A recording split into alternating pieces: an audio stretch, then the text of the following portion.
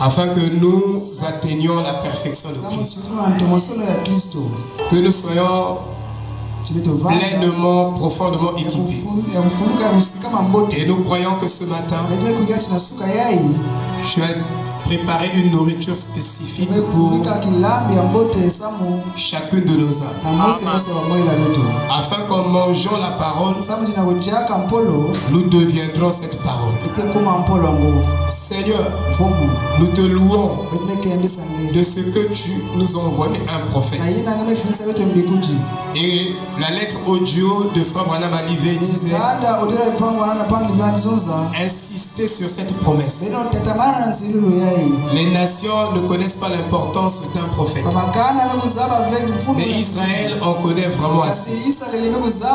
C'est pourquoi nous insistons sur cette promesse que Dieu nous a envoyé un prophète afin de nous sortir de toutes les fausses interprétations de la parole, de sortir de la confusion, parce que tu as dit que tu déverseras la pluie de la première et de l'arrière-saison sur ton peuple, et ton peuple sera vivifié, et il ne sera plus jamais dans la confusion, dans les erreurs, dans les fausses doctrines.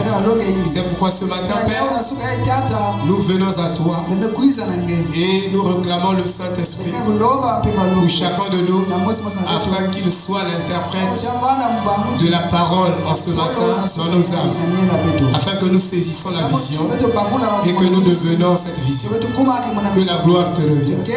Merci pour ta présence. Bénis chacun ici, Seigneur, de façon particulière.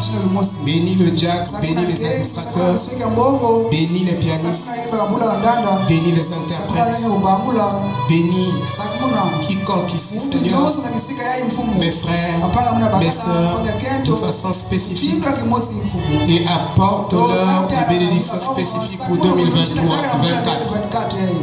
Que cette année soit une année de bonheur complet pour chaque vie ici, Seigneur.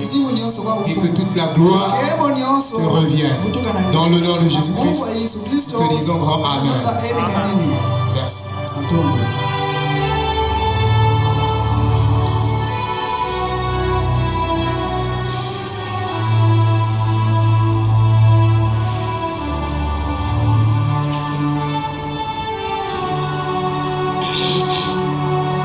Dimanche passé, je crois, j'ai dû lire quelques versets qui n'étaient pas, on dirait, définis. C'est Frère Michel qui m'en a rappelé. Il a causé avec, je crois, le frère Guy, les frères. Mais je n'étais pas en train de lire les versets. J'étais en train de... Donc je voulais présenter mes exemples. Sinon, j'avais l'intention de lire. Normalement, c'est le verset 8 et 9. J'étais en train de lire. Mais je lisais autre chose. C'est comme si je lisais le verset 6 et 7 à la place du 8 et 9. Donc je vais essayer de vous dire. Shalom. Amen. Apocalypse chapitre 14. Verset 8. Et un autre.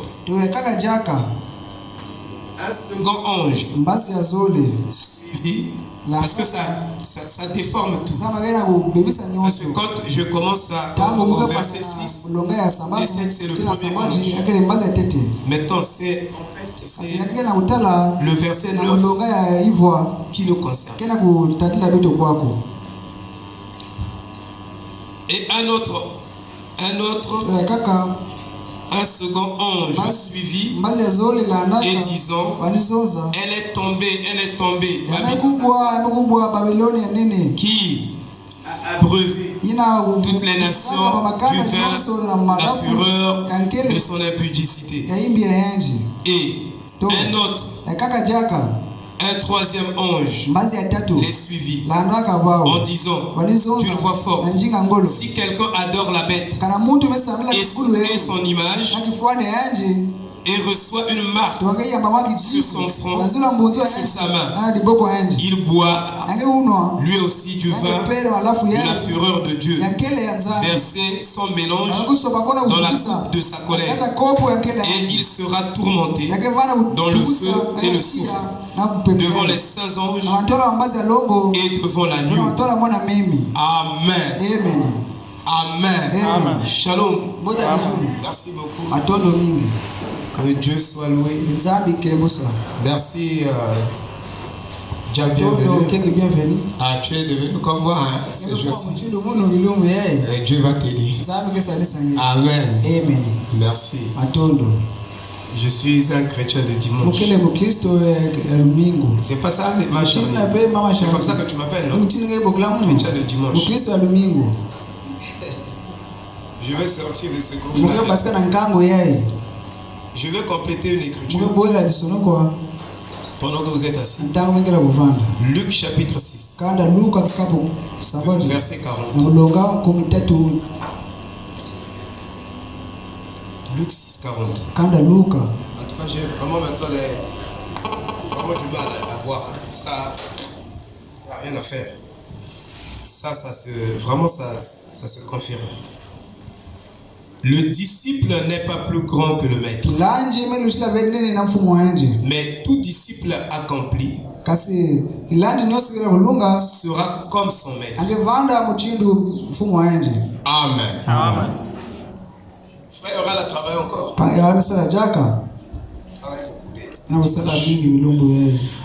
Alors, notre thème, c'est la marque de la bête. Un thème profond, comme disait le prophète. Et il disait qu'il faut des mois pour prêcher ce thème. Il dit ça prend du temps. Parce qu'il y a trop de choses qui vont avec la marque de la bête. Et quand vous prêchez sur la marque de la bête, forcément, vous allez prêcher sur les sceaux. Vous allez toucher les sceaux. Pardon? Vous allez toucher les sceaux. Vous allez toucher les âges de l'église. Vous allez toucher beaucoup de choses. Donc du coup, moi je souhaitais que vous veniez avec vos cahiers. Vous n'avez pas l'habitude de prendre des notes. Et je crois que c'est pas bon. Parce que les enseignements, on les révise. On continue à les étudier à la maison. Vous devez avoir votre cahier et votre stylo en train d'écrire et de noter, de prendre note. Que ce soit les sœurs, que ce soit les frères, je vous dis que ça va vous aider dans votre marche. Amen. Amen. Amen. Amen. Est-ce que vous êtes fort? Amen. Je sais que la chaleur là est en train de vous déranger. Et ça vous rend même un peu fatigué. Mais Dieu a déjà pourvu pour vous. Dieu est merveilleux. Il a touché son serviteur, le frère Fleurcil. Vous connaissez le frère Fleurcil? Oui. Il a acheté des ventilos pour vous et pour nous, de telle sorte que vous allez écouter la parole de Dieu avec aisance. Amen. Il faut les placer. Il faut placer ces ventilos. Moi déjà, je sens déjà c'est vraiment janvier et février là, ça sera beaucoup de chaleur. Amen. Que Dieu bénisse le frère aussi. Amen. Qu'il récompense pour cela. Donc, nous sommes en train d'étudier la marque de la bête. C'est un thème que vous devez vraiment noter. Venez avec des cahiers aussi. D'accord. Alors, ce matin, nous voulons parler de la Trinité.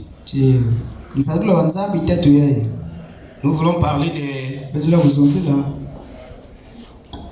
la mise en garde contre les faux enseignements. Vous devez savoir qu'est-ce qui est le vrai enseignement.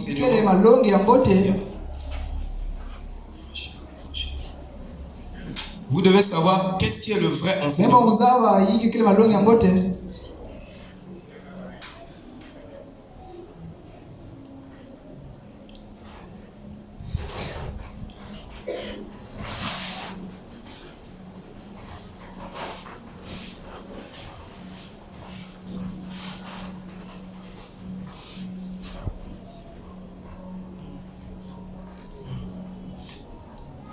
Vous devez savoir qu'est-ce qui est juste et qu'est-ce qui n'est pas juste. Au temps de la fin, il n'y a que l'épouse qui sera enlevée, qui saura faire la différence entre ce qui est juste et ce qui est injuste. Et c'est vraiment sérieux. Il n'y a que l'épouse qui saura faire la vraie différence entre ce qui est juste et ce qui n'est pas juste. Si vous ne faites pas partie de l'épouse, vous ne saurez pas qu'est-ce qui est juste et qu'est-ce qui n'est pas juste. Vous allez tout prendre, vous allez tout prendre et tout mélanger et considérer que tout est juste. Mais Dieu a une pensée correcte. Amen. Est-ce que vous me suivez? C'est pourquoi vous devez prêter attention aux enseignements pour ne pas vous moquer. Parce que il y a un principe du théorème dans les 3 exodes. Le principe du théorème dans les 3 exodes, c'est que dans chaque exode, il y a des gens qui ont manqué ce qui était essentiel et ce qui était capital. Bien qu'ils faisaient profession d'être des chrétiens. Donc nous venons ici, nous cherchons le bien-être, c'est bon, on aura tout ça. Mais on va manquer ce qui était essentiel. Et c'est ça que nous devons parler. Et donc ce message vient pour nous avertir que c'est vrai, tu peux avoir tout ça, mais tu as manqué l'essentiel. Et c'est l'essentiel que vous devez saisir. Amen. C'est très important, frère. Parce que tu peux avoir des grosses connaissances du message. Mais une ménagère qui n'a écouté que 3 sermons du prophète sera enlevée. Toi, qui as écouté 1000 sermons du prophète, tu n'es pas enlevé. Frère, madame, dit ça. Vous comprenez? Donc c'est pas le fait de venir dans un groupe de communion fraternelle et de commencer à raconter la parole c'est comme ça et tout. Mais toi-même tu es un hypocrite. Vous comprenez? Tu manqueras la chose. Donc il y a un principe du théorème dans chaque exode où les gens ont manqué ce qui était essentiel. Et tu dois te poser des questions. Est-ce que moi je ne suis pas en train de manquer ce qui est essentiel dans ce message? Les gens ne se posent plus de questions. Les gens ne se soucient pas qu'il manque ce qui est essentiel. Il travaille, il a l'argent, bon, tout ce qu'il veut, il a ça, voilà, donc s'il veut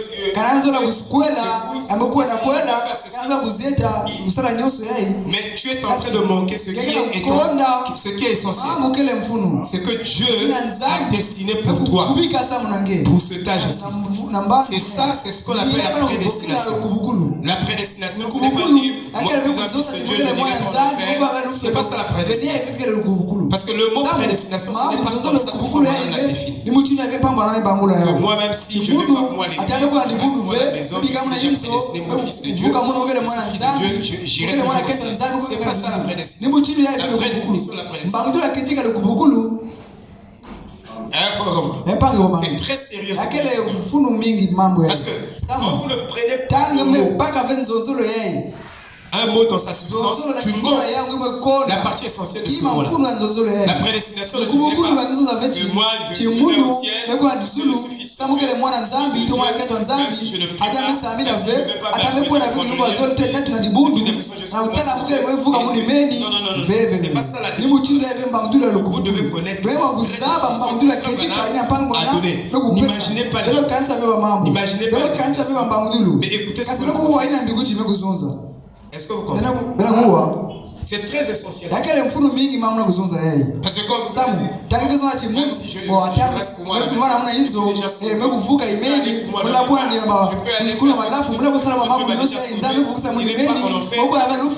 ça montre même parce que quand Dieu vous prédestine, il y a un travail qui vous donne dans le temps. Et la prédestination va avec votre rôle en tant que fils et fille de Dieu dans le temps. C'est ça, la prédestination va tout faire avec ça. Vous voyez, si vous moquez ce côté-ci, ce côté sacré là, vous allez tout manquer.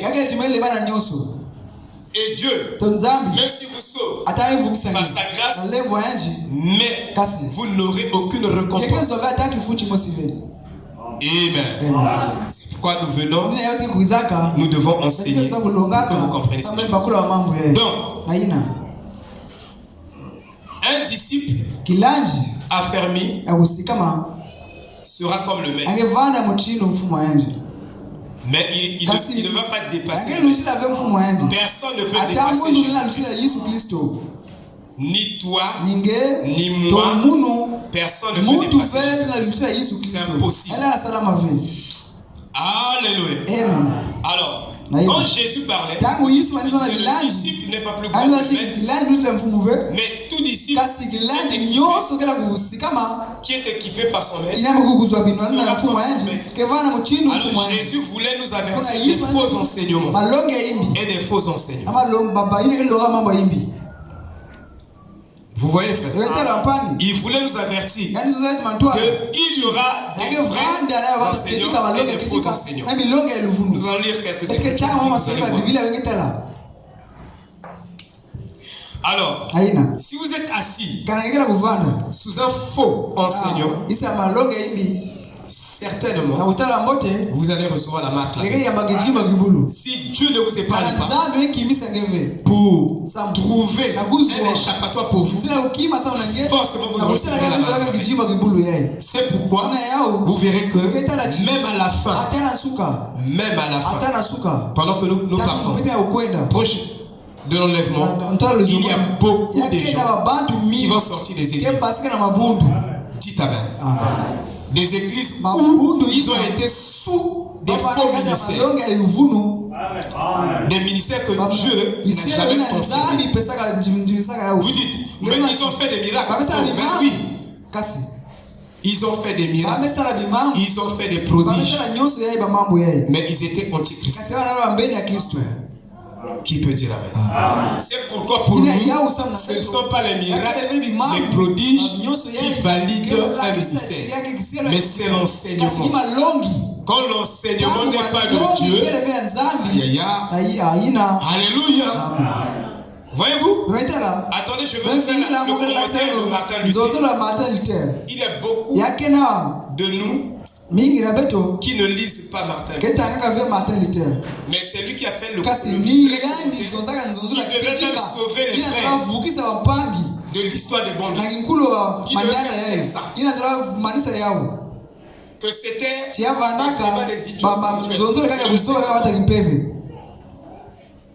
des gens qui ne comprennent pas. Alléluia. Voyez-vous? Vous écoutez un faux enseignant.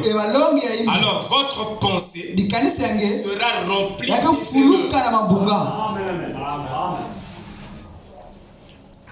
bienvenue. Parce que pourquoi on a enseigné les gens au lieu que la mort c'est que ce sont ce message doit produire beaucoup d'amour. Plus d'amour. Mais ça produit. Comment ça peut produire la haine? Ça n'a pas de sens. Amen. Est-ce que vous me comprenez? Ce message devait être souillé. Ça devait faire en sorte que quand on vient ici, on arrive plus à se séparer. On arrive plus à se séparer. Quand Comme au temps de Balaam, au temps du prophète, les gens se réunissaient à la fin de la réunion, ils ne voulaient plus se séparer. Quoi? C'était le vrai enseignement. Amen. Donc, voyez-vous, frère, Paul dit dans Romains 10, verset 13 à 17, car quiconque invoquera le nom du Seigneur sera sauvé. Donc, quiconque invoquera le nom du Seigneur sera sauvé. Alors, Paul pose la question au verset 14. Comment donc invoqueront-ils qui ils nomment? Comment quelqu'un peut invoquer le nom de Dieu? Voyez, il dit, et comment croiront-ils en celui dont ils n'ont pas entendu parler? Et comment en entendront-ils parler s'il n'y a personne qui prêche? Ça, on ne parle pas seulement du prophète. Frère Madame dit, vous devez bien appliquer les Écritures. Donc, prendre une écriture et faire une mauvaise application de l'écriture, vous ne devez pas le faire. Mais cette écriture ne s'applique pas seulement au prophète de l'âge. Vous comprenez? Alors il dit, et comment y aura-t-il des prédicateurs? Comment y aura-t-il des prédicateurs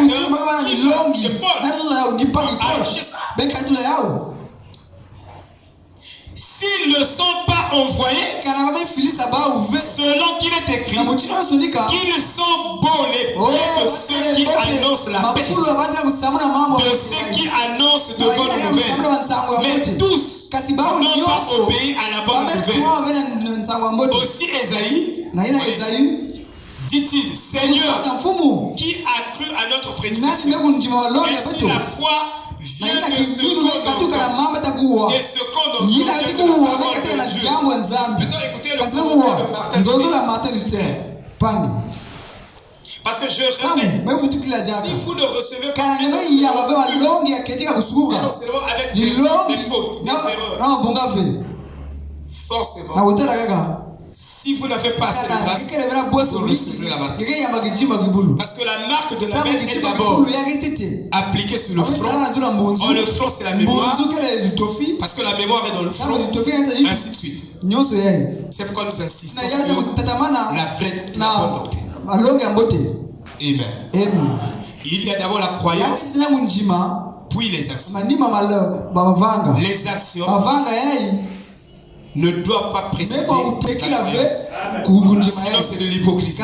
Tu peux tricher, tu peux faire des actions, mais si ce n'est pas ce que tu partages. Quand tu donnes quelque chose à quelqu'un par exemple, mais tu n'es pas d'accord, c'est une action. Mais à l'intérieur, tu le maudis. Par exemple, tu dis shalom. La bouche, mais au-dedans,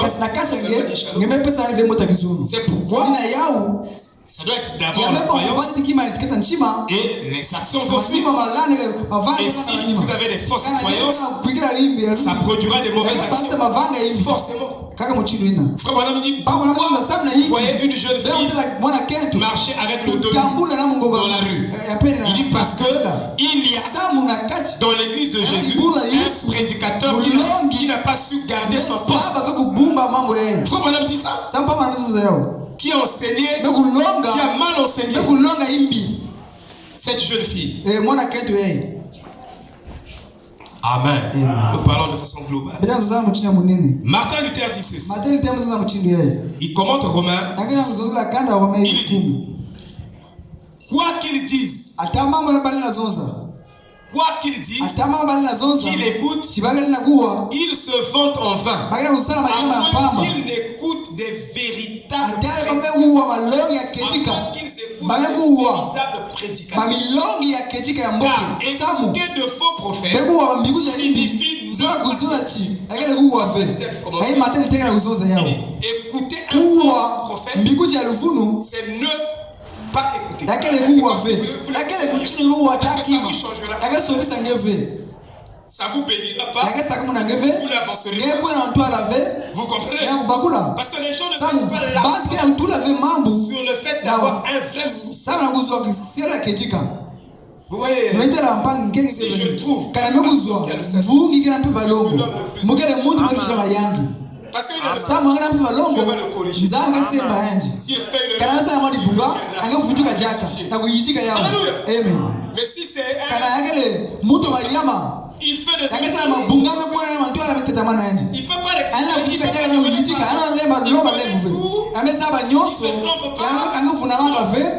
même si tu as le 7, tu peux faire des erreurs. Mais ton enseignement, je verrai à ça. Alléluia. Faut suivre. Il dit, Martin Luther dit, ils se vont enfin à moins qu'ils n'écoutent des véritables prédicateurs, car écouter de près signifie ne pas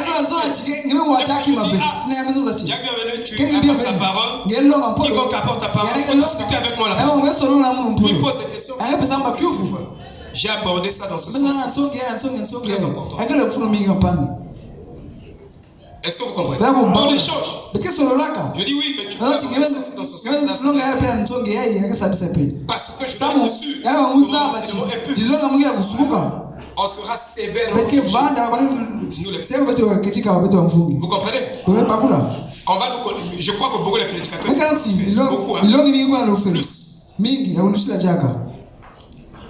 c'est pourquoi c'est tellement délicat qu'il faut être sûr de ce que nous sommes. Quand je viens ici, je dois ça dans la Bible. Ça doit être biblique. Ça ne doit pas être mon invention à moi. Quelconque ou quelque chose que j'ai inventé. Je me connais. Qui que je sois. Amen. Voilà. Il est dit. Donc, car écouter de faux prophètes signifie ne pas écouter. Ils écoutent et ils n'écoutent pas. Donc, quelqu'un peut être ici, il est trinitaire, il enseigne la parole. Ce qu'il dit, le peuple n'aura pas la foi. Ils ne seront pas sauvés. Parce que pour être sauvé, il doit prêcher la parole correcte. Parce que même un mot, un faux mot que vous ça compte. Vous donnez une mauvaise compréhension d'un mot de la Bible à quelqu'un, ça va le détruire. C'est pourquoi c'est très sérieux. Alors il dit, ils ont des oreilles, mais n'écoutent pas, ni ne prêchent la véritable parole de Dieu. Ils ont des oreilles, mais n'écoutent pas. Donc si je viens, je prêche la Trinité, vous avez des oreilles, mais vous n'avez rien. Parce que ce que j'ai prêché, ce n'est pas la parole de Dieu. C'est l'inspiration qui vient de l'enfer. Et ça fait de moi antéchrist. C'est ce qu'on appelle antéchrist. Et antéchrist va parallèlement avec l'amour d'argent et le gouvernement. Donc vous ne parlerez pas de l'antéchrist sans parler de l'amour et de l'œcuménisme. Donc ça met des mystères en connexe. Tu ne peux pas parler. Je ne peux pas venir sans parler de l'antéchrist sans parler de l'œcuménisme. Sinon, je n'ai rien dit. Ça veut dire que vous n'avez pas un tableau complet de ce que je voulais dire ou je devrais dire. Vous voyez? Il dit, ce sont les 4 déclarations qui suivent de telle manière que l'une conduit à l'autre. Une déclaration conduit à l'autre déclaration. Donc si ces 4 déclarations ne sont pas respectées, vous n'arrivez pas à sauver vos âmes. Mais la dernière soutient toutes les autres. La première déclaration, c'est dans Romains 10. Il est impossible de prêcher pour ceux qui ne sont pas envoyés. Ça, c'est la première déclaration que Paul fait. Il est deuxième. Il est impossible de prêcher qu'il y ait un vrai prédicateur. Parce que ce que vous écoutez ne coûte rien. Il est impossible pour ceux qui n'ont pas Si tu n'as pas écouté, tu ne peux pas croire. Alléluia. Il dit, il est impossible de l'invoquer pour ceux qui n'ont pas cru. Donc quand tu pries, la prière est une abomination. Parce que tu es en dehors de la parole. Et quand tu pries en dehors de la parole, en dehors de la vraie parole, ta prière est une saleté devant Dieu. C'est une abomination. Parce que tu dis des choses qui sont contraires à ce que Dieu veut. Et Paul a dit, tout homme est un menteur et seul Dieu est la vérité. Vous comprenez? Mais si tout homme est un menteur et Dieu est vrai, alors si on ne prêche pas véritablement Dieu, alors on n'aura pas de vrais adorateurs. Si on prêche le vrai Dieu, purement Dieu, on aura de vrais adorateurs qui prieront et qui chanteront le Père en esprit. Vous voyez, c'est très capital. Il dit, il est impossible de l'invoquer qui n'ont pas cru.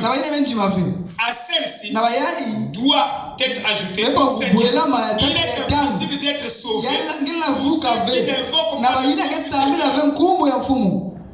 ça on prend l'autre déclaration comme cinquième. Luther continue. Par conséquent, la véritable source est l'origine du salut. La source du salut. La vraie origine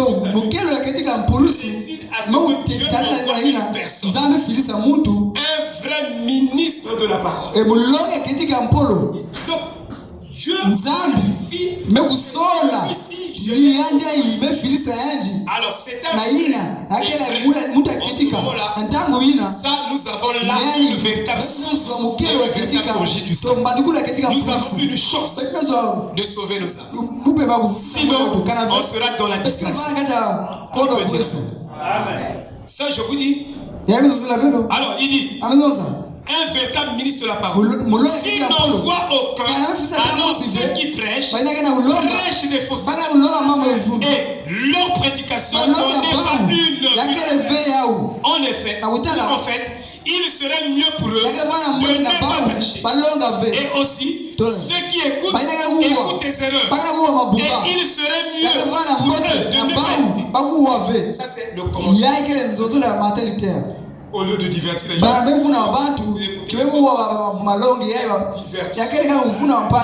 je vous dis la vérité.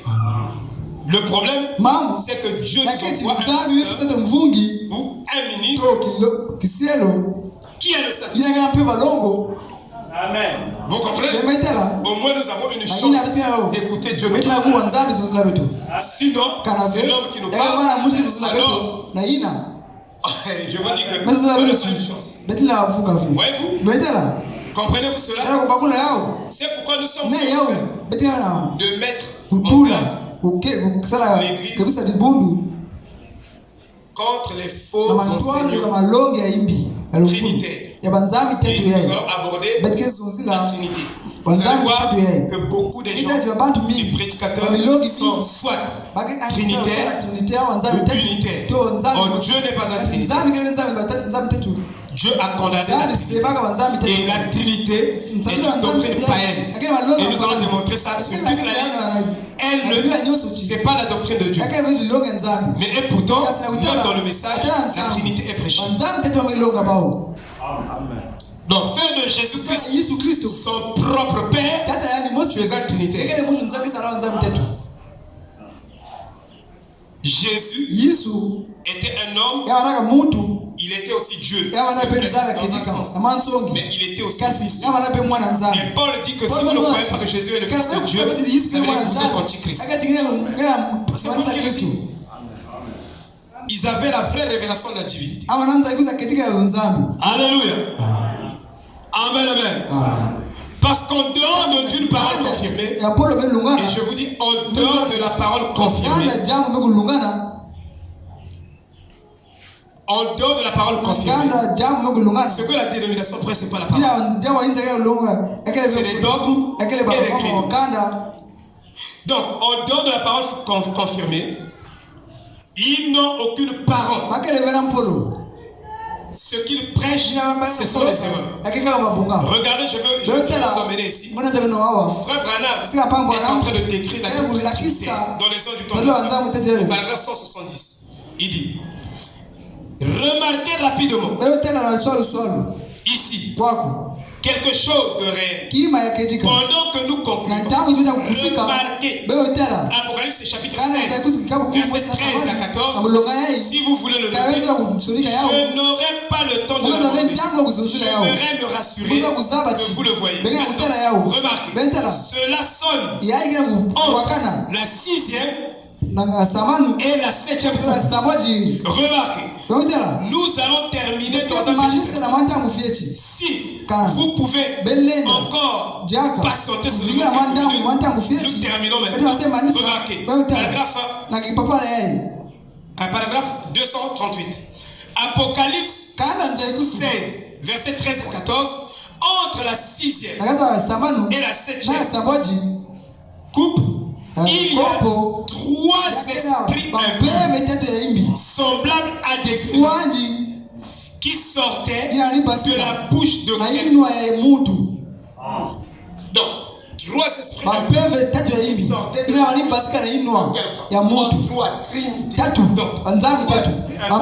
qui sortaient de la bouche de quelqu'un. 3 esprits. Et ces 3 esprits impurs, c'était des esprits impurs. C'était pas des grenouilles qui c'était 3 esprits.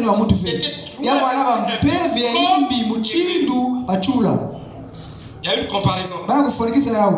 Les grenouilles sont impures. Amen. Voilà. Il n'a pas dit qu'il y a 3 grenouilles qui sortaient de la bouche de cet homme. 3 esprits impurs qui sortaient. Et ces esprits étaient comme des grenouilles impurs. Vous voyez? Lisons ici. Et elles sont sorties de la bouche d'une personne.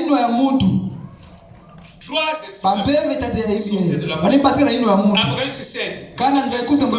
Et je vis sortir de la bouche de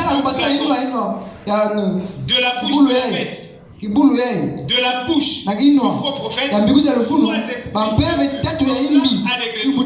car ce sont les esprits de qui font des prodiges. Ce sont les esprits qui font des prodiges. Frère, pour celui qui est en face, pour celui qui nous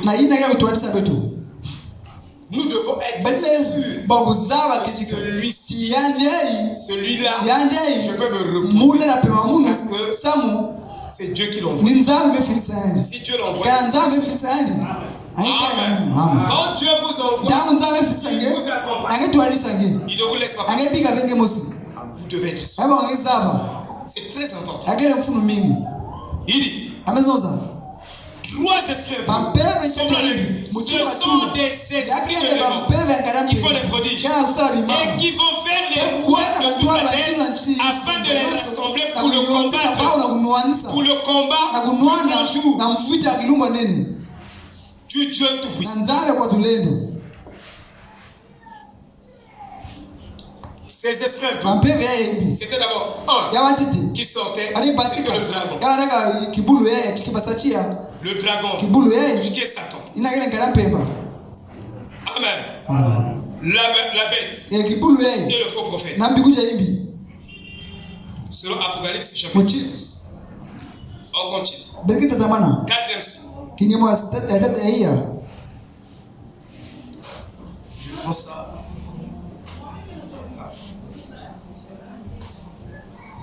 Je vis l'une des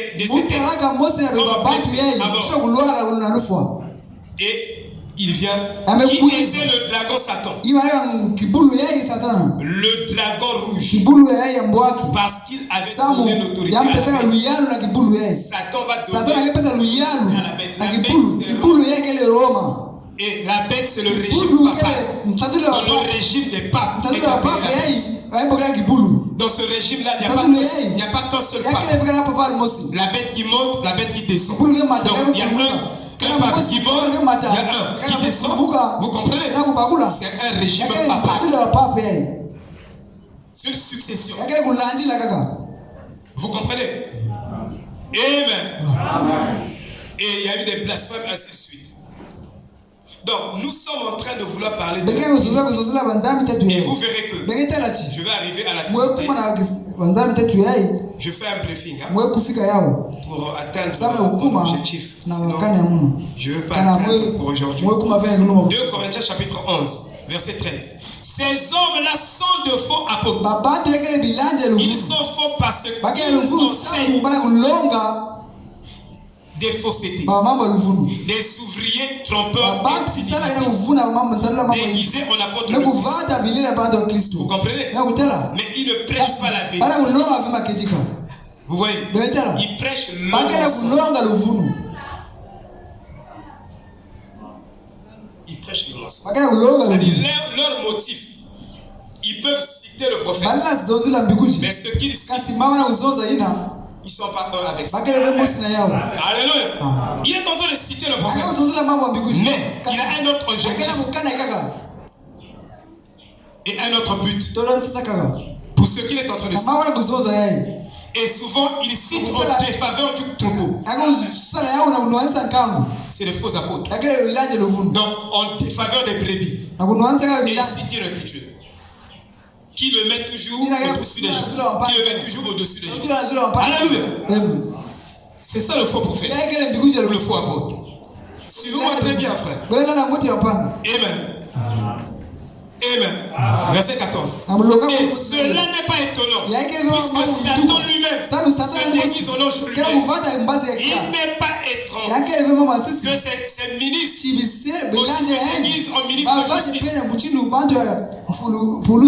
Qu'est-ce qui te dit que toi tu as rencontré Dieu? Mais peut-être c'est parce que tout le monde croit qu'il a rencontré Dieu. Qu'est-ce qui te dit que c'est vrai? C'est pas un ange qui s'est déguisé. C'est pas Satan qui s'est déguisé en ange. Tout le monde est convaincu que lui il a rencontré. Mais on voit les résultats. On voit les actions. Si tu as rencontré Dieu, ça doit changer ta vie. Branham a dit, j'ai jamais vu quelqu'un qui est passé près de la croix et resté le même. Alléluia. C'est ça la vérité. Leur fin sera selon leurs œuvres. Vous voyez? Il dit les ans du temps de la fin. Au paragraphe 160. Et maintenant, remarquez.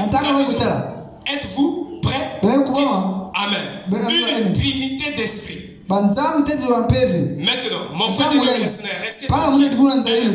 Ne vous levez pas. Quittez la pièce. Là où vous êtes par la radio. N'éteignez pas vos enregistreurs. Restez tranquille. Et écoutez. Si vous êtes né de nouveau, vous écoutez. Amen. Il y a beaucoup des enseignements militaires à l'internet, sur les chaînes, beaucoup des enseignements militaires. Et une trinité de grenouilles. Une grenouille est un animal qui regarde toujours.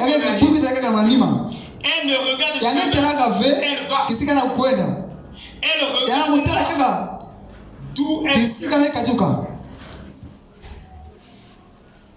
Tu peux avoir un esprit de grenouille. Tu ne finis jamais avec le passé. Le mauvais passé. Quand tu as fait une expérience avec quelqu'un, ça a mal tourné. Toi, quand tu as un esprit de grenouille, tu regarderas toujours. Salomon dit, celui qui rappelle les faux, c'est un destructeur. Toi, tu m'avais fait ça. Même là, tous les jours, tu rappelles les fautes de ta femme. Tu as un esprit de grenouille. Qui peut dire Amen? Oh, toi, quand on va faire ceci, et toi, tu avais fait ceci. Esprit de grenouille. Qui peut dire Amen? Il y a des gens qui ont des esprits de grenouille, mais ils ne savent pas. Tu as ton mari. Mais toi, tu es comme ça. Tu rappelles toujours les fautes de ton mari. Tu as un esprit de grenouille. Un esprit de grenouille ne construit pas, mais détruit. Avec un frère. Je dis ça. Ça va choquer. Il te va toujours la choquer. Tu as un esprit de grenouille. Tu regardes toujours. Nous marchons. C'est une marche. Alléluia. Et dans la marche, on va de l'avant. Même si tu m'as dit ce qu'on a pardonné, c'est fini. Amen. Esprit de grenouille. Sors de cette église. Alléluia.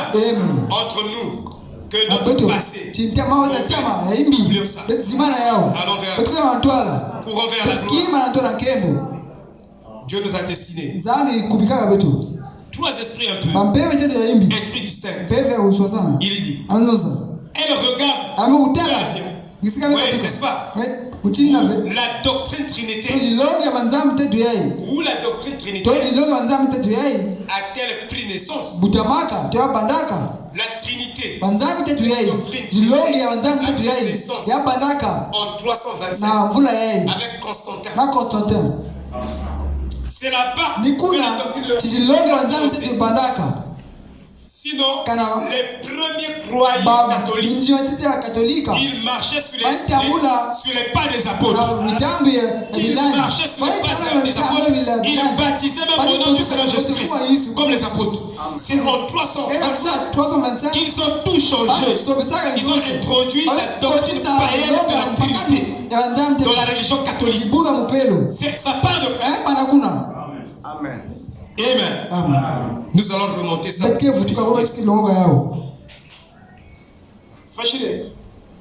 je n'ai pas mon chiffre. Frère, madame dit ceci. Souvenez-vous, 3 esprits un peu. Esprit distinct. Est-ce que vous saisissez l'esprit spirituel? Remarquez.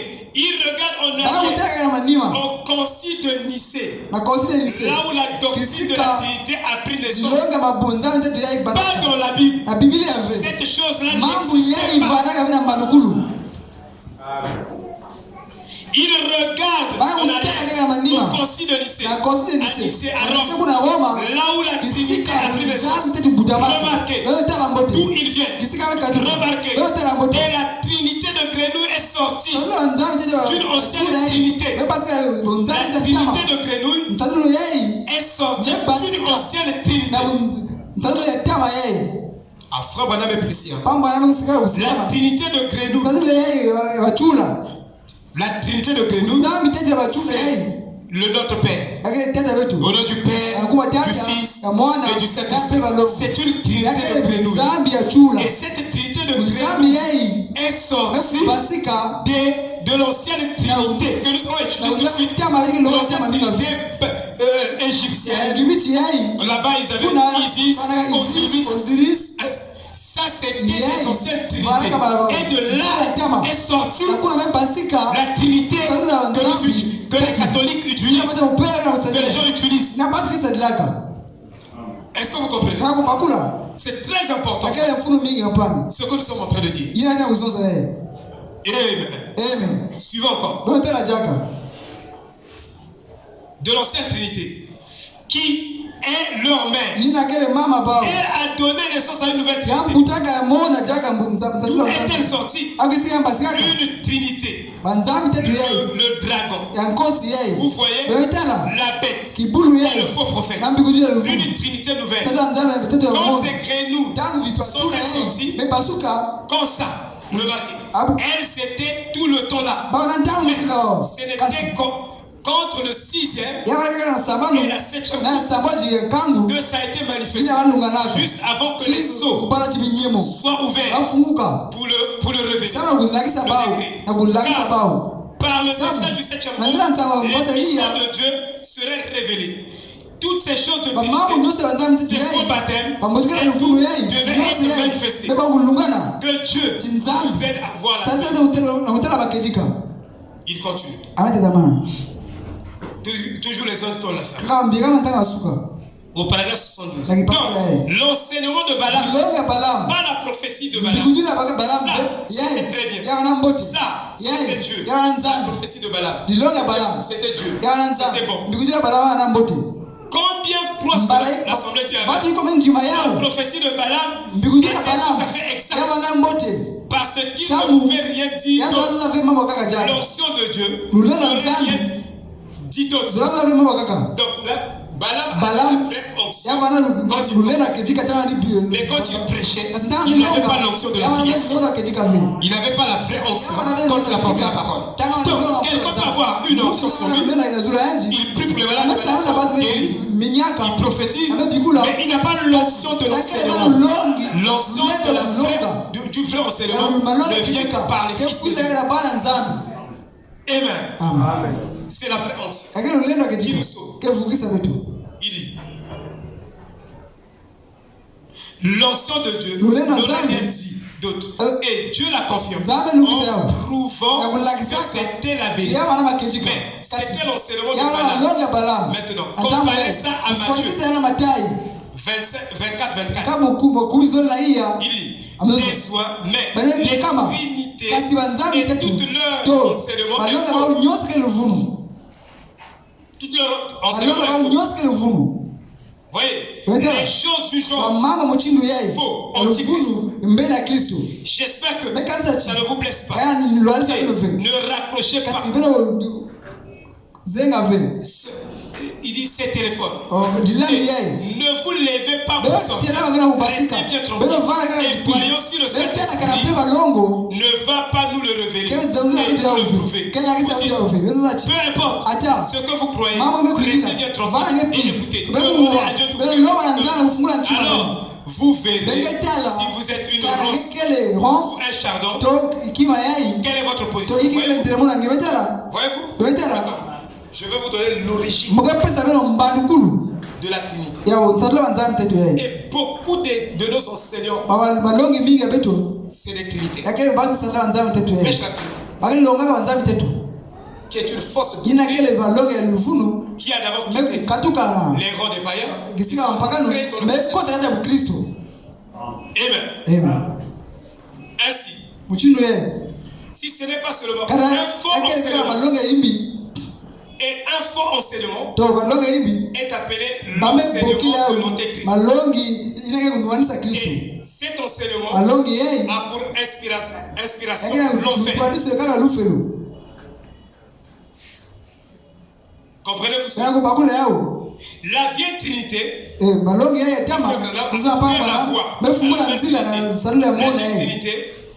c'est d'abord à Babylone.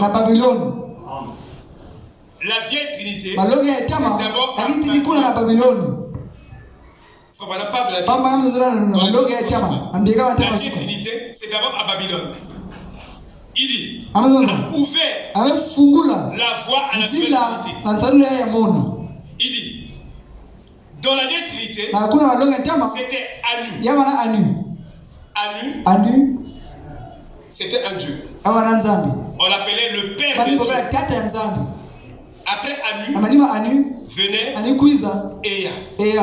Après Ea, venait Enlil. Vous avez là 3 dieux. C'était à Babylone. Et cette vieille Trinité a ouvert la voie. A ouvert la voie pour la nouvelle Trinité que nous avons maintenant. Vous voyez? Alors, il est dit Anu était le dieu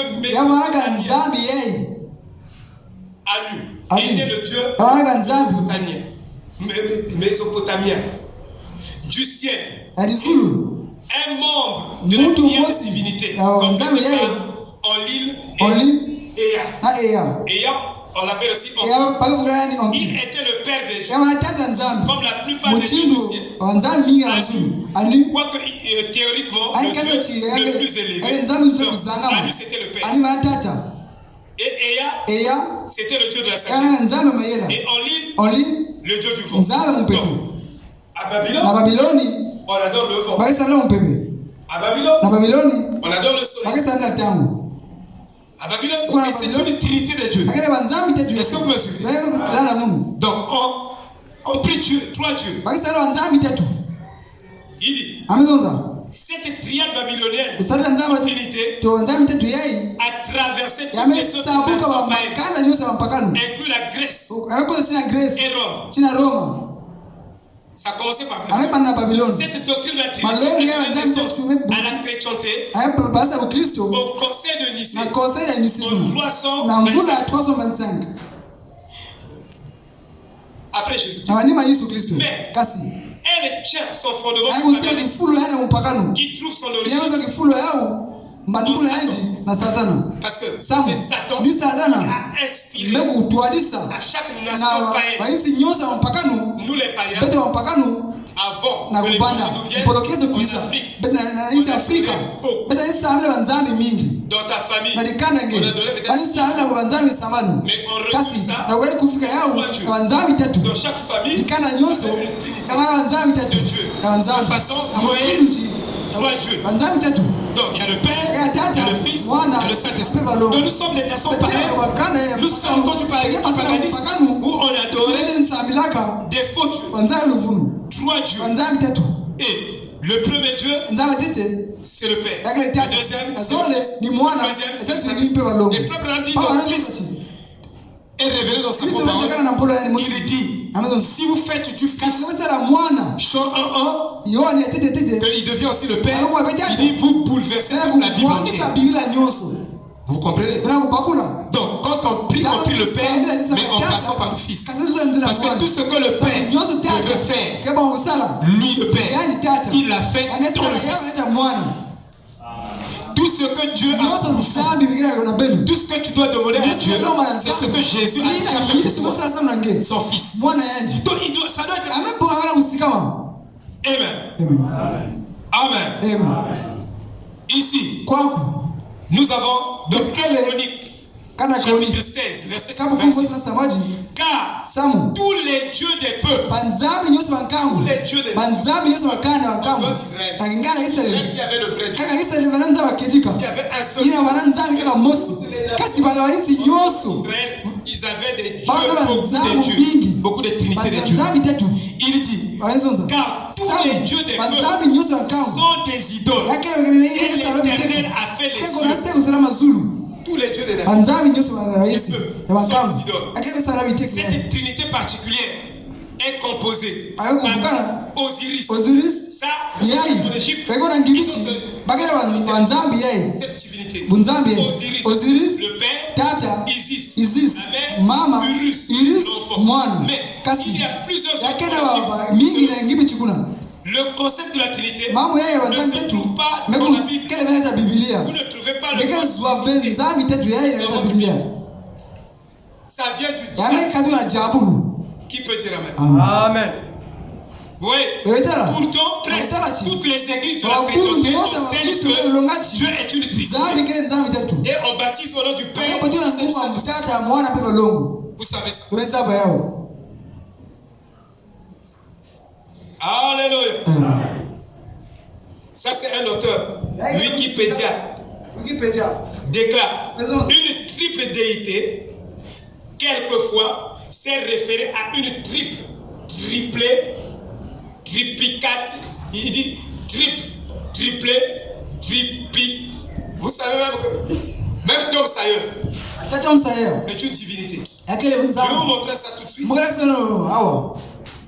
Tom Sawyer est une divinité. On adore. En Amérique. On adore. Nous parlons de la Trinité. Et les gens prêchent Dieu de notre chair. Si vous avez un prédicateur vous avez il nous a beaucoup avertis.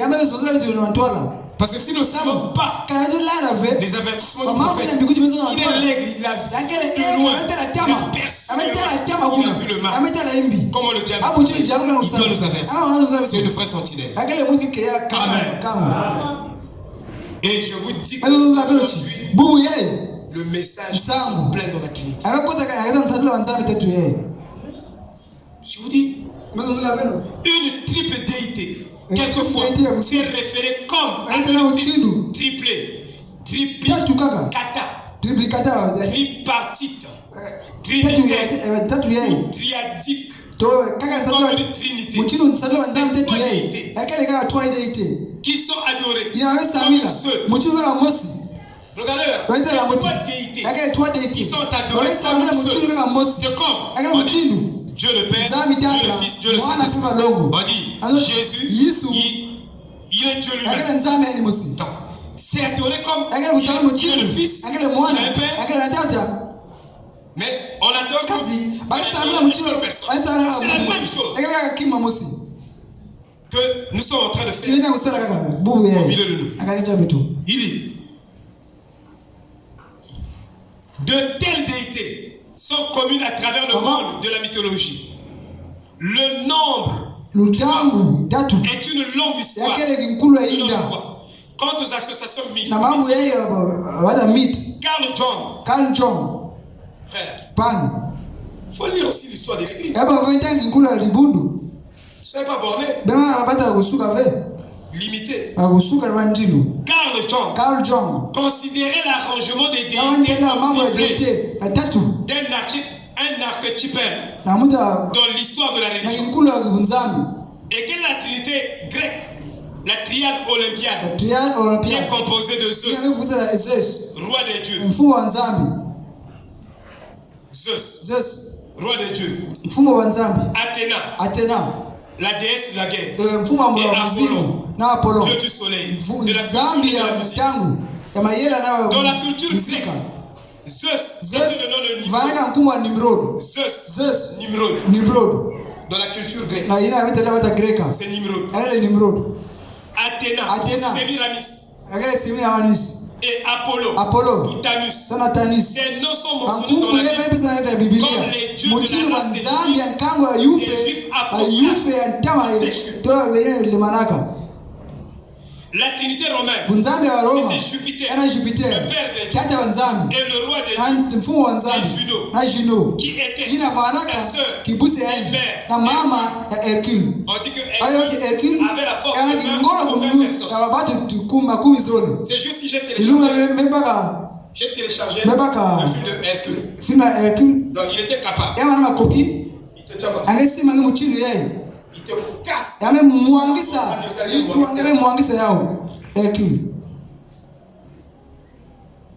L'homme qui était à moitié Dieu était à moitié homme. Il était aussi considéré comme le sauveur de la race humaine. Regardez des mythologies, des croyances, des peuples païens. Et c'est rentré ainsi, vous voyez les perversions du paganisme, des satanismes qui adorent le satanisme, qui adorent frère, la science contraire fait des exploits pour emmener le monde. Ils parlent de l'intelligence. Ils disent que eux, ils seront capables de prolonger avec l'intelligence artificielle. Ils seront capables de prolonger la vitalité de l'être humain. Donc l'homme va vivre 500 ans. Ils parlent de l'immortalité. Ils font des recherches. Les Bill Gates, ce monde-là, ils font des recherches pour donner des produits, pour trouver des solutions pour que l'homme devienne immortel. Frère Sylvain. Oh, l'immortalité ne vient que de Dieu. Mais ils ont défié dans leurs recherches. Ils feront que l'homme devient immortel. L'homme va vivre 200 ans, 300 ans. Pendant que Dieu a limité la vie de l'homme, l'espérance de vie, à 80 ans. Et si celui qui meurt à 70 ans, 80 ans, c'est un robuste. Si tu Comme le vieux coco à 82, ça remonte déjà. Sinon, vous c'est compliqué. Mais ils disent qu'ils ont des produits qui vont donner. Alors, l'homme va prolonger l'intelligence artificielle. Ils ont même dit, ils feront en sorte que ce ne soit plus la femme qui accouche les enfants, mais que ce soit les hommes qui vont porter la grossesse et les enfants vont coucher les enfants. Ce sont les défis de la société. Vous voyez? Donc ils font des choses comme Dieu a dit ça, eux ils font le contraire. Voyez-vous frère? Les satanistes qui veulent diriger le monde en plein Amen. Amen. Alléluia. Amen. Oh frère, c'est pourquoi chez vous en Christ frère. Je veux commencer à citer quelque chose. Nous parlons de la Trinité. Amen. Amen. Ça intervient. Dans mon ministère, j'ai prêché peut-être la bête. Peut-être pour la 5e ou 6e fois. Je suis en train de prêcher. J'avais fait une cassette sur la marque La Bête. Certains de vous connaissent. Il était administrateur.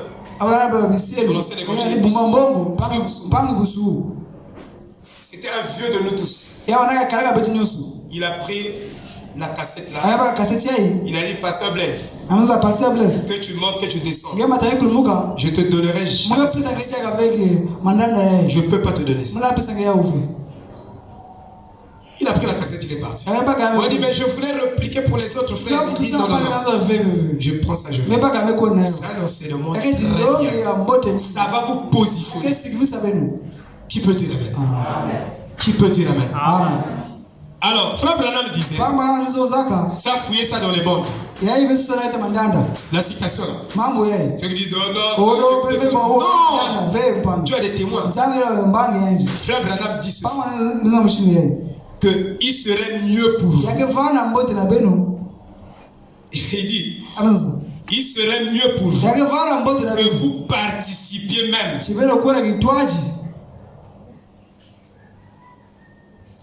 dans les conquêtes. Il appelait ça Colombe. Les Templiers. Il serait mieux que vous participiez à ces conquêtes-là que de passer 5 minutes dans la grande tribulation. Comme moi je suis là, je m'efforce à recevoir le sceau de Dieu. Si ça ne dépendait que de moi, que chacun de vous soit scellé par Dieu. Parce que même Covid ici, personne ne pouvait supporter. Et tout confiné pendant toute une journée comme un chien. On n'a pas pu. Alors, Frère Branham dit, il dit les triardes païennes de Babylone antique, de l'Égypte antique, de la Rome antique et de la Grèce antique. Il dit, pour montrer qu'ils avaient la même fausse adoration d'une divinité satanique. La trinité de Satan. Ce que je lis ici, vous pouvez vous reporter sur les 2 Babylone qui stop. Je pourrais vous donner des références. Vous allez étudier les divinités et les fausses adorations. C'était une divinité. Quand il finissait de prêcher, au nom du Père et du Fils, il dit que les démons voyagent au nom du Père et du Fils. Amen. Alléluia. Vous dites, mais dans le message, les gens ne prêchent pas. Oui, mais les gens prêchent ça.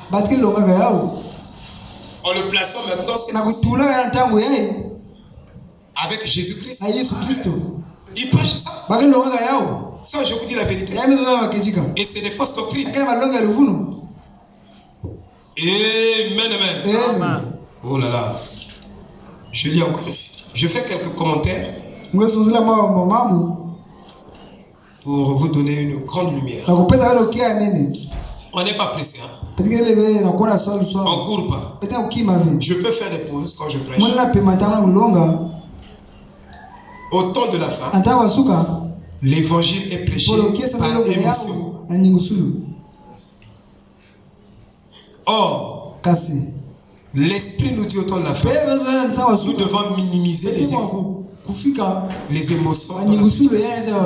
vrai prédicateur qui veut enseigner le peuple doit minimiser les émotions dans sa prédication.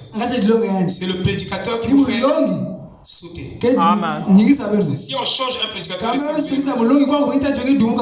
s'il n'y a pas des émotions, on n'a pas là. Vous devez avoir le discernement. Aujourd'hui on a beaucoup de ça vient du prédicateur. Ça je vous dis la vérité. Si j'étais un prédicateur émotionnel, je contamine les émotions. Je veux que vous soyez que vous partez même étudier. Si vous ne faites pas ça, vous dans les émotions. Mais ce n'est pas ça qui crée les stupidités trinitaires. Il y a 3 Bibles ou 3 livres en Amérique. Ils ont publié 3 livres. Donc, mais je ne sais pas même pas lire en anglais. Toi, tu connais lire en anglais? Ucumberry. Phil. Ouais, Sylvain. Pareil, Sylvain. Les Englishman. C'est en anglais. Tom Sawyer. Et les raisins de la colère. 3 livres. Ils disent que ça représente 3 livres. Tom Sawyer. Les raisins de la colère. Et Ucumberry. Phil. Je lis ça en français. Frère Walter.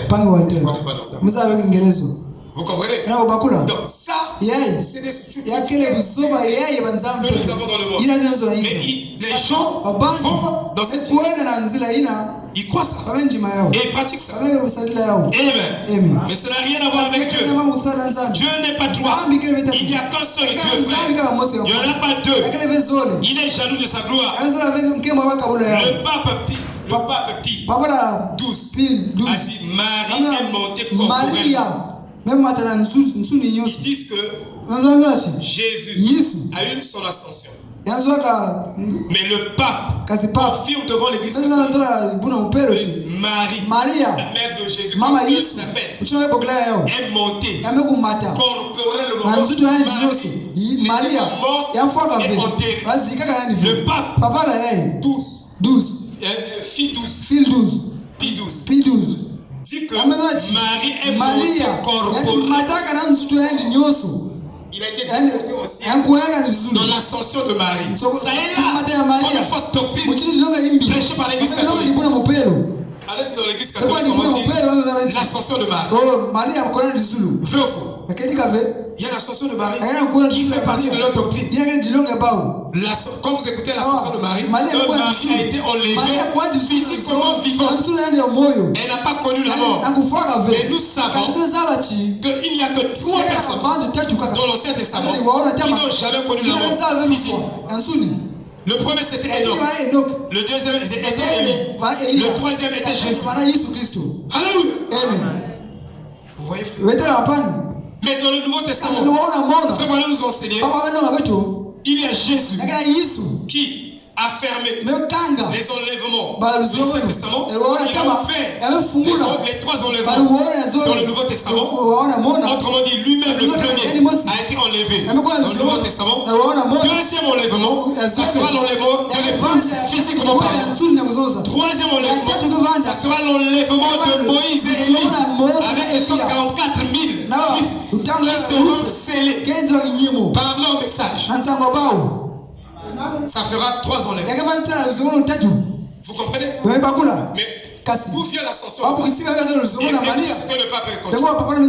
Il dit, ces cardinaux, évêques et dirigeants ont dit, s'il vous plaît, ne faites pas cela. Et c'est ce qui se passe aujourd'hui aussi. Le monde passe. Il dit, légalisation, mariage homosexuel. Et quelque part en Afrique, les cardinaux tout sauf non, on te respecte quand même, pasteur, mais tu es allé très loin. Il y a révolte, non? Vous comprenez? C'est la même chose. Quand le pape Pie XII a dit ça, a parlé de l'ascension de donc il y a des cardinaux, des évêques, des théologiens. Ils ont contesté. Il dit, cela pourrait le détruire. Et ce que le pape fait, dit là, c'est pour la destruction. Ça nous ramène à l'époque de Sodome et Gomorrhe. Ça nous ramène à l'époque de Noé. Ce qui se passe. Amen. D'où sors-tu? Il les avait refusés catégoriquement. Puis, il est rentré dans une sorte de déclaration. Une déclaration catatonique. Il a dit trois fois, Marie est montée. Pendant que les gens le pape vient, les esprits ne meurent pas. Les hommes passent, mais les esprits demeurent. Vous voyez? Et pendant que les autres contestent, il dit encore ce qu'il a dit pour insister. Il dit, Marie est montée, c'est une déclaration. Que diriez-vous? Je suis millionnaire. Vous voyez?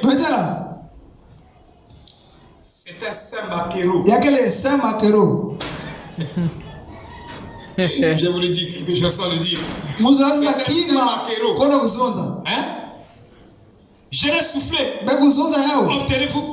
Il n'y a rien de ça dans la Bible. La Bible ne parle pas de l'ascension de Marie. Celui qui parle de ça, c'est un Saint Maquero.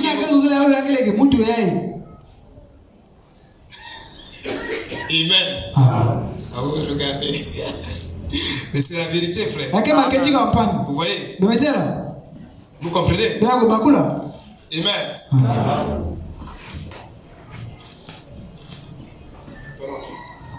Nous sommes en train de poser. Je vais enseigner sur la Trinité. Il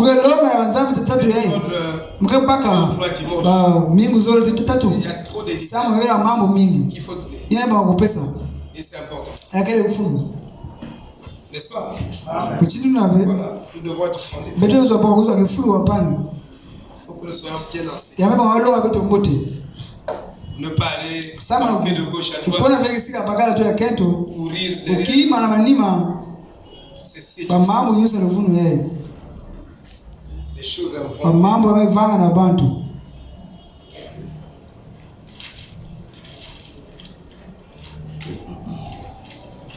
Voyez-vous?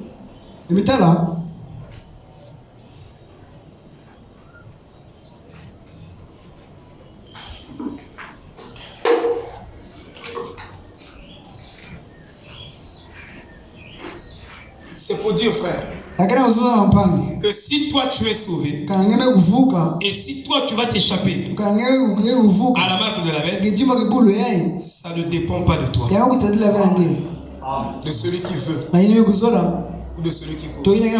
C'est la prédestination. Comme Dieu t'a prédestiné, Dieu va te chercher. Il va t'éclairer. Il va t'illuminer. En d'autres termes, cela ne dépend pas de notre choix. Ce n'est pas non plus notre choix qui fait la fin de notre vie. C'est le choix prédestiné de Dieu prédestiné. Et il l'a fait par son amour et selon son omniscience et son omnipotence. Et Paul a dit, et les gens sont venus contre la prédestination. Dans la marque de la bête, vous avez là l'enseignement de la prédestination exposé à son poste. Parce que sans la prédestination, vous n'allez pas échapper à cette marque. Amen. Alléluia. Amen. Je vais conclure avec ça. La marque de la bête. Je vais lire.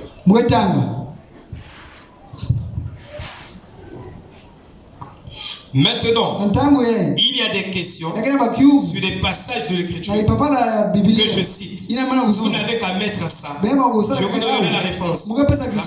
Vous voyez dans l'Écriture. Très bien. Bien sûr.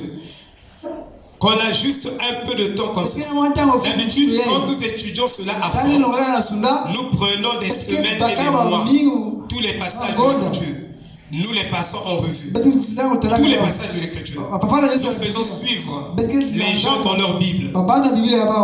Il dit, mais s'il y a des questions, vous n'avez qu'à le faire savoir. Il dit, ensuite, Martin Luther. Ensuite, après Martin Luther est venu John Wesley. Il dit, Martin Luther, au paragraphe 110, Martin Luther s'est retrouvé avec le catéchisme. Toutes sortes de choses. Il s'est retrouvé avec un baptême. Un faux baptême. Avec un homme mort. Du frère Branham. Il dit, il s'est retrouvé à donner un baptême trinitaire. Martin Luther s'est retrouvé à donner un baptême trinitaire. Regardez bien. Ce qui n'a pas été enseigné dans la Bible, le baptême trinitaire, il dit jamais été enseigné dans la Bible. Il répète ça 2 fois. Il dit jamais personne n'a été baptisé un baptême trithéisme. Un baptême trithéisme dans la Bible. Si c'est le cas, venez me montrer où ça n'y est pas. La seule façon dont il a été mandaté d'être baptisé, c'était aller à les fêtes de toutes les nations et d'ici. A-t-il dit à l'époque de baptiser les dans le nom, pas au nom, mais dans le nom. Il est l'interprète. Baptisez-le dans le nom. La vraie traduction, ce n'est pas au nom, mais dans le nom. Il dit, pas au nom, dans le nom. Père, Fils, et là-dessus, les disciples se sont mis à les baptiser au nom de Jésus-Christ. Et la commission, c'était que si quelqu'un avait été baptisé d'une autre façon, il devait venir se faire rebaptiser avant de pouvoir recevoir le Saint-Esprit. Et là, l'Église catholique est arrivée. Trouver un endroit de la Bible où qui que ce soit ait jamais été baptisé au nom du Père, du Fils et du Saint-Esprit. Il dit être baptisé au nom du Père, du Fils et du Saint-Esprit, vous recevez un baptême vide. Vous ne recevez pas le Saint-Esprit. Parce que il n'y a pas une promesse qui était liée au Saint-Esprit avec le baptême du Père au nom du Père, du Fils et du Saint-Esprit. Il dit, c'est vide, n'est-ce pas? Si j'arrive à trouver quelqu'un qui peut me montrer un endroit où une seule personne et jamais été baptisé au nom du Père, du Fils et du Saint-Esprit, je quitterai la chair et je dirai que je suis un hypocrite.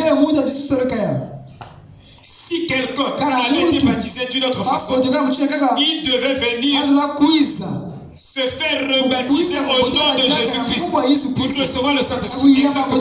C'est ce que la Bible dit. Maintenant, vous voyez, on prend une théorie au lieu de prendre la vérité. Qui peut dire amen? On prend une théorie au lieu de prendre la vérité. Donc, il y a des gens qui ont cette théorie. Mais nous n'avons pas besoin de théorie. Nous avons besoin de la vérité. Et chaque fois que vous dites la vérité, vous utilisez un couteau à pain. La vérité coupe le péché. Ça coupe les erreurs. Donc, tant que vous ne prêchez pas la vérité, les erreurs, les démons vont demeurer dans les gens. Pour les couper, il faut utiliser la vérité. Amen. Pas une théorie. Si je viens ici, politique économique, je commence à expliquer économique. Personne ne sera sauvé. Et moi, et vous qui me voyez. Mais si je prêche la vérité, rien que la vérité, ça franchira les gens et les gens seront libres. Voyez-vous, frère? Il dit, si quelqu'un avait été baptisé d'une autre façon, exactement. Maintenant, vous voyez, on prend une théorie au lieu de la vérité. Maintenant, regardez l'écriture. Ne dites pas que Frère Branham l'a dit. Regardez l'écriture là. Prenez votre concordance et vérifiez-le. Regardez, chacun de ces âges de l'église avait son nom jusqu'à ce qu'on arrive à l'âge de ténèbres.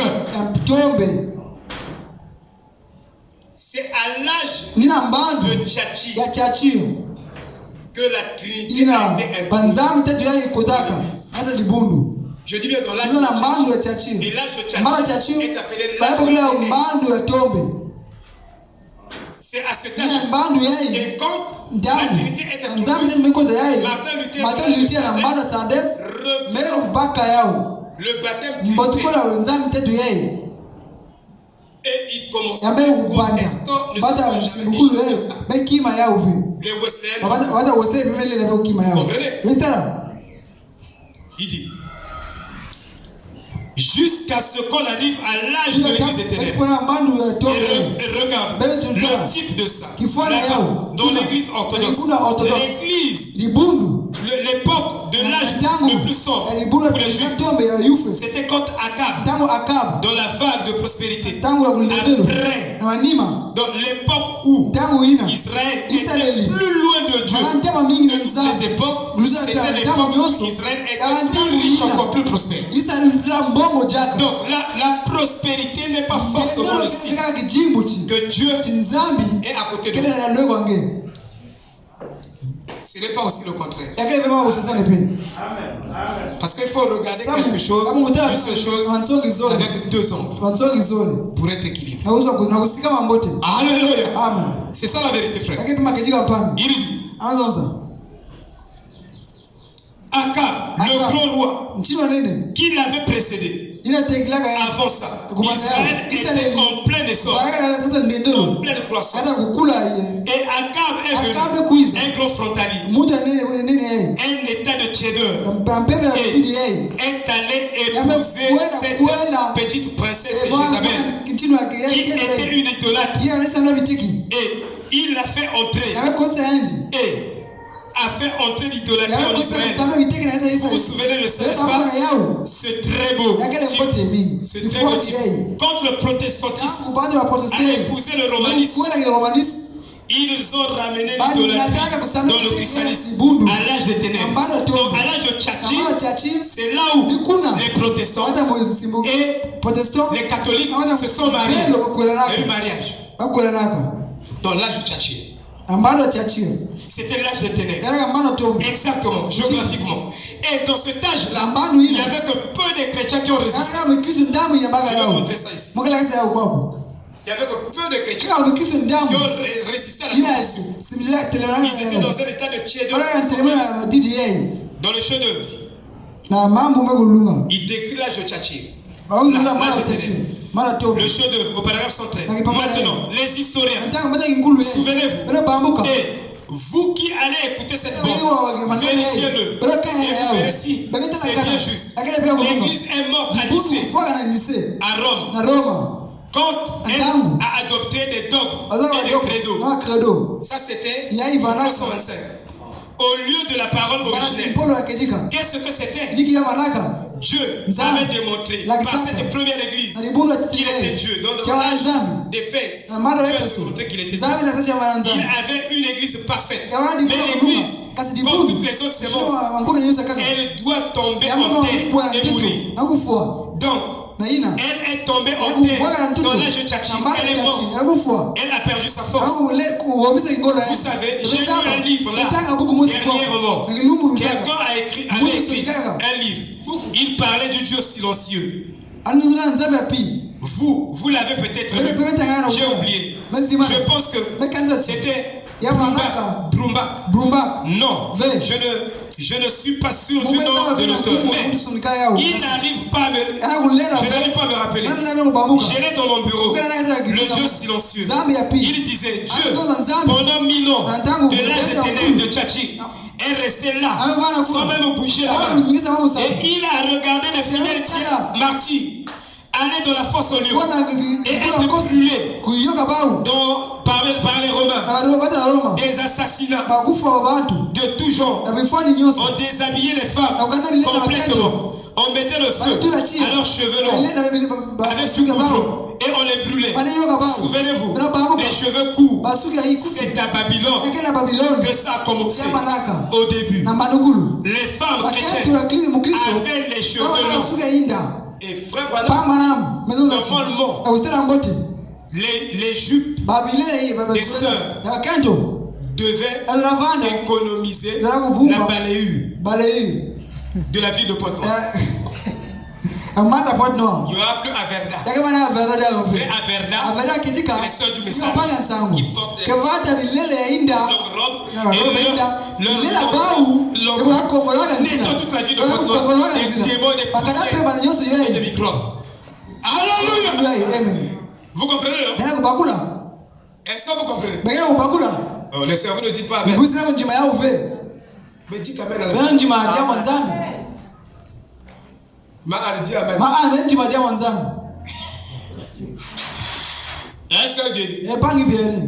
Vous devez avoir des longues. J'ai dit à ma femme, quand tu portes la robe, ça doit balayer tout Vindoulou. Vindoulou est ça.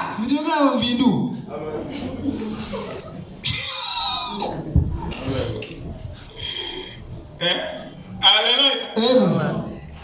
Est-ce que vous comprenez? Voilà. Il faut balayer. Comme ça, les balais vont jeter les balais. Ils sont venus 2 fois même. Il y a tout le saleté.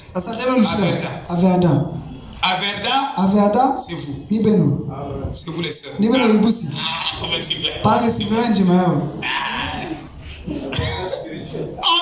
Amen. Averda spirituel. Ça c'est vous. Amen. Vous voyez? Vous voyez? Les femmes chrétiennes avaient des cheveux longs. Alors, on trempait ceci dans du goudron et on y mettait le feu et on les brûlait. Alors qu'elles étaient nues, on les livrait au diable, au lion, pardon. Et cet auteur ajoutait, où est ce Dieu? Le frère Branham dit que c'était un homme aveugle. C'était que quand le grain de blé tombe, il y aura la multiplication de Jésus. C'était l'onction du veau qui devait agir dans l'église. Alléluia. Amen. Maintenant, remarquez bien comment ça se retrouve dans ce côté-ci. Vous savez quoi? Un substitut du Saint-Esprit. Un substitut du Saint-Esprit. Une hostie. Un substitut du baptême d'eau. Aujourd'hui, tout le monde c'est un substitut du Saint-Esprit. Comment tu as le Saint-Esprit? Tu as la haine. Tu peux garder quoi? Tu veux que toi haïr? Mais tu as le Saint-Esprit. Non, frère. Le Saint-Esprit. Quand tu l'as, tu commences à haïr. Voilà. Tu peux pas aller en enfer. Lui, c'est lui qui te corrige. Si ton cœur n'est pas droit envers un frère, le Saint-Esprit te corrige. Tu verras des reproches tous les jours. Tu ne vas pas dormir, mon frère. Mais tu dors pour toi. Tu es pour toi. Non, tu n'as pas le Saint-Esprit. Il dit, un substitut du baptême d'eau au nom de Jésus. Père, Fils, Saint-Esprit. Ils ont tout remplacé différemment. Il peut prendre ça et le prouver par l'écriture. Un substitut après l'autre. Il dit même, il peut même la Bible. On a dit baptiser au nom de Jésus. Mais la pratique, c'est que au jour de la Pentecôte, Pierre a dit ce que Jésus a dit, que tu as les clés du royaume, tu vas ouvrir le royaume au païen. Il a dit, faites-vous baptiser, répentez-vous et faites-vous baptiser au jour de la Pentecôte. Acte 2, il dit, faites-vous baptiser au nom du Seigneur Jésus-Christ. Il n'a pas dit au nom du Père, du Fils et du Saint-Esprit. Amen. Voilà. Et Martin Luther était d'accord avec ça. John Wesley, ils étaient d'accord avec les substituts. Avec les substituts. Du baptême, ils étaient d'accord. À continuer sans hésiter avec la même chose. Et il était d'accord avec ça. Jamais personne dans la Bible n'a jamais été aspergé. Même dans les films catholiques, quand on baptise, on a baptisé qui? Paul. Avec les gouttes aspergées.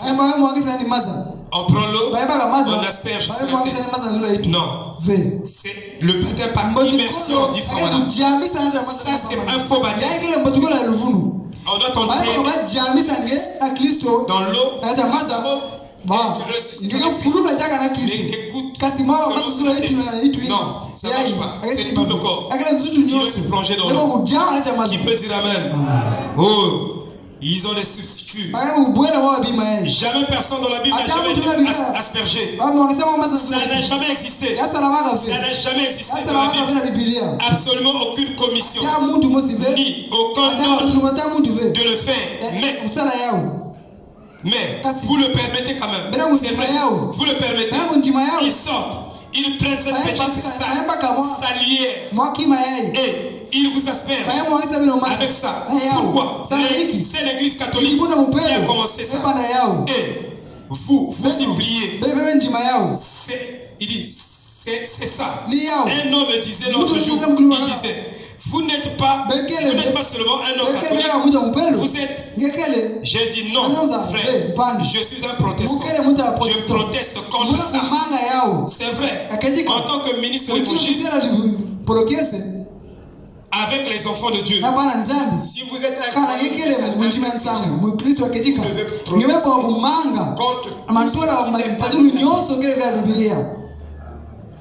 même si c'est un mot, vous devez le défendre. Vous devez défendre cette Bible-là. Sinon, vous n'êtes pas un avec elle. Savez-vous que si vous devenez un avec une personne, vous ne verrez plus les erreurs de cette personne. C'est un secret. L'homme et la femme seront comme si vous posez à eux, le plus gentil des hommes. C'est un mensonge. C'est un mensonge.